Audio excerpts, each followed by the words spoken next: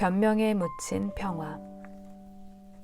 전쟁을 없애기 위해서 제거해야 할 장애물이 있다. 그러나 그 장애물은 너무나 은밀하게 존재해서 많은 사람들이 장애물이 있다는 사실을 믿지 못한다. 우리 안에는 외부의 어떠한 적보다 크고 강한 적이 있다. 그 적은 우리가 평화를 알기 전부터 우리를 길들인다. 그것이 바로 이익과 권력에 대한 탐욕이다. 이익과 권력에 대한 탐욕은 모든 차원에서 나라 전체에 파고들어 영혼을 서서히 병들게 만드는 우리 시대의 진정한 적이다. 이익에 대한 탐욕은 미묘한 환심을 사는 방식으로 나라 전체를 유혹한다. 무기를 팔아 벌어들이는 돈으로 경제 상황이 좋아지면 누구도 그 이유에 대해 묻지 않는다. 거대한 음모와 침묵의 가면으로 가리고 지구의 죽음을 초래하는 광장에서 얻은 돈을 경기 선행지표라고 부른다. 많은 사람들이 교육이나 사회복지를 위한 예산을 늘리지 않고 전쟁을 위한 예산을 늘린다고 해서 시위에 나서지 않는다. 우리는 경제와 이익을 위한 것이라면 지구를 파괴하는 것도 필요하고 또 어쩔 수 없다고 말한다. 또한 우리를 전쟁의 노예로 만드는 방위 사업이 자유를 위해 꼭 필요하다고 생각한다. 심지어는 국가의 잘못된 행보도 필요한 일이라고 말하게 되었다. 산에서 흐르는 물을 유일한 식수원으로 사용하는 나라가 있었는데 어느 날 그 지류가 오염되었다.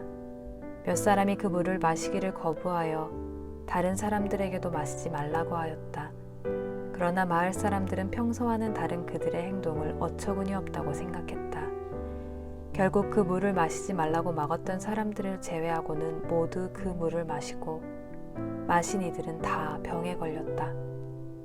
물을 마시지 않은 사람들은 왕에게 가서 이 심각한 상황을 어떻게 해야 할지 물었다.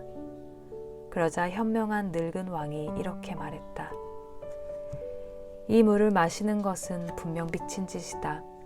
그러나 우리가 이 물을 마실 수밖에 없다면 적어도 세상 사람들에게 우리도 스스로 미친 짓을 하고 있음을 안다고 전해야 한다.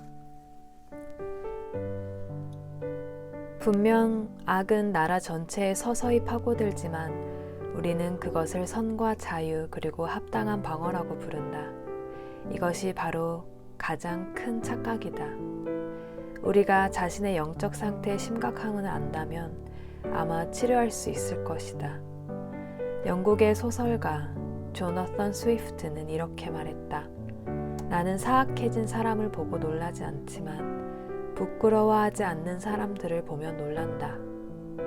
우리의 부끄러움을 강탈하고 이익만 추구하는 내면의 괴물을 없애야 한다. 그 괴물은 도덕적인 이유라는 거짓말로 우리를 위험한 곳으로 내몰았다. 우리는 다시 인간이 되어야 한다. 우리를 괴롭히는 두 번째 강적은 권력에 대한 탐욕이다. 많은 나라들이 그렇듯 우리는 권력을 통한 지배에 집착한다. 그래서 다른 나라들과 다르다고 하면서도 군사력을 키워 지역에 대한 지배력을 장악하고자 한다. 이는 어느 나라나 어느 사람이나 똑같다. 결국 서로를 견제하고 공격하면서 피폐해져 간다. 자유에 관한 우리가 무엇을 이야기하든 우리는 권력과 지배의 먹이가 되었다. 세상의 평화를 위해 모두가 힘써야 한다고 말하지만 적어도 지금 같은 모습과 방식으로는 불가능하다. 인권을 보호해야 한다고 말하면서 가난한 나라의 사람들의 인권을 외면한다. 강한 군사력이 있으면서도 시리아와 보스니아의 내전을 막지 못한다. 그들에게 관심이 없는 것이다. 우리는 도의적인 대화를 포기하고 짐승과 같은 힘을 선택했다. 결국 우리는 스스로 이 세상의 불의와 분쟁을 종식시킬 수 있는 희망을 찾지 못하도록 만들어버렸다. 진정으로 전쟁해야 하는 적. 우리는 왜 이렇게 행동하게 되었을까? 무언가가 우리의 굶주리는 영혼을 괴롭히기 때문일까? 아니면 우리가 영적으로 메말랐기 때문일까? 교회가 복음보다 제도에 너무 많은 에너지를 썼기 때문일까?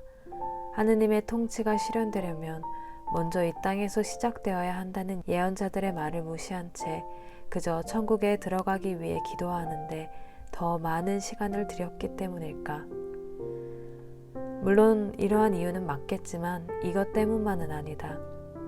가장 중요한 이유는 우리가 사랑의 하느님에게서 전사인 하느님의 모습을 찾기 때문이다. 심지어 몇몇 나라에서는 국가와 신앙의 관계를 잘못 인식하고 있다. 특히 미국인들은 미국이 특별히 하느님의 둘도 없는 보호를 받고 하느님의 사랑을 받으며 하느님의 뜻을 행하도록 선택되었다고 생각한다. 남북전쟁을 이끌던 에브라함 링컨은 이런 사람들에게 하느님이 우리 편이냐 아니냐가 중요한 것이 아니다. 우리가 하느님의 편이냐 아니냐는 것이 중요하다라고 말했다. 우리는 폭력을 혐오하면서도 비폭력을 연구하지 않는다. 분쟁을 싫어하면서도 분쟁 대처 방안에 관한 연구를 요구하지 않는다. 우리는 매번 역사적 불의 앞에서 스스로의 무력함에 좌절하면서도 젊은이들을 저항운동에 참여시키기보다는 국제 분쟁에 보내는 쪽을 선택한다. 그럼에도 적들은 사라지지 않고 우리는 그들 앞에서 무기력해진다. 무력을 앞세워도 가난원으로 죽는 사람은 끊이지 않는다. 이는 복지국가가 되는 것을 거부하고 전쟁국가가 되었기 때문이다. 우리가 여성을 재산으로 여기며 인권을 존중하지 않은 사회를 바꿨듯이 노예제도와 정신이상자를 사슬로 묶는 행위로 없앴듯이 이제는 전쟁에 대한 지지를 철회할 때다. 전쟁은 현대의 문제에 대한 야만적인 접근법이다. 그것은 과학기술의 광기다. 대량 학살을 평화라고 부르지 않는 한 전쟁은 더 이상 효과가 없다. 전쟁이 인간의 갈등을 해결하기 위한 방법이라는 주장을 거부할 때 평화를 지키는 사람, 강인하고 용감한 사람, 죽음의 하수인이 아닌 생명의 수호자가 되는 영적 효과를 얻는다. 진정한 피스메이커는 악과의 전쟁을 피하지 않고 악과 맞서는 법을 찾는다. 하지만 평화를 위해 죽이는 일을 하지 않는다. 필요한 전쟁이란 없다. 그것이 진리다. 영국의 사상가 토머스 카라일은 이렇게 말했다. 폭력은 정의를 더 멀게 만든다. 폭력에는 변명의 여지가 없다.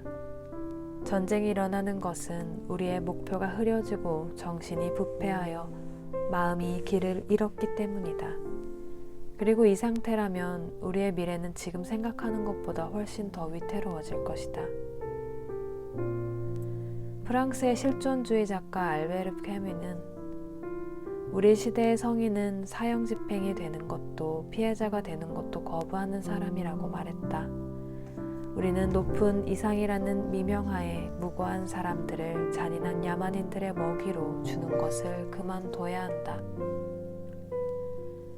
군사력 없이 싸움을 하면 파괴되겠지만 최대로 무장을 한다 해도 승리를 보장하지 못한다.